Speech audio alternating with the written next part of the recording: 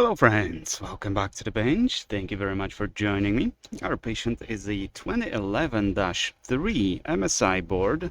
This is X99S Gaming 7. Those 2011 CPUs or architectures are actually pretty good. I have one in the shop, and it does the Xeon CPU. It's maybe not the best for desktop use, but it can perform very well when you have especially in my case, like a Docker, Docker desktop and plenty of virtual machines and plenty of containers running and that kind of stuff. It actually performs much better than my i9 ninth generation that I have on this computer. So, but interestingly, this board. The outline is for 2011 socket, not for 2011-3. So that's kind of weird. But looks like the outline is okay. Now, as far as the damage, yeah, this is super mangled here and there. There's also some gunk inside the cups. See that? What is that? Oh, that is sticky. Sticky icky.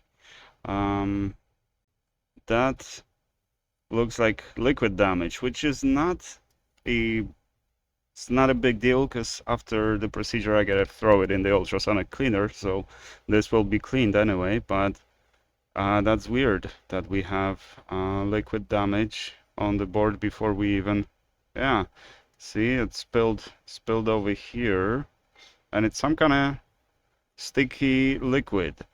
So just be aware of that. Once I replace the socket, if the board doesn't work, it might be related to the liquid damage. Other than that, it looks like everything is good. Yeah, that one cup doesn't look good, but it's I think it's only dirty. Yeah. Well, we're shorted here, but we're probably shorted because of the pins shorting over here, most likely. So once we remove the socket, we can check for short over here, but right now we are shorted. This is not supposed to be shorted. But most likely those pins are just touching. And that's the problem. Alrighty, let's put it on the machine and let's get this going. This is a single PCH though, but you got 4 full-size PCI Express. I mean 2 full-size and 2 half-size, but you can put full-size devices. So you can put 4 GPUs. Well, you wouldn't be able to fit them because they're too close together, but you can put 2 GPUs in these 2. Alrighty, let's get it done.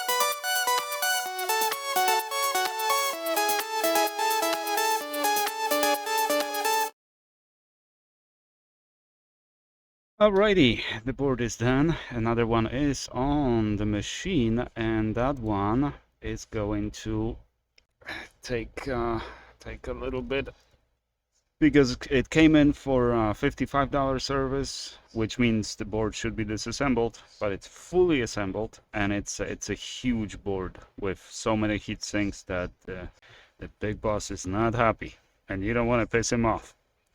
Well, this one though, it's unfortunate.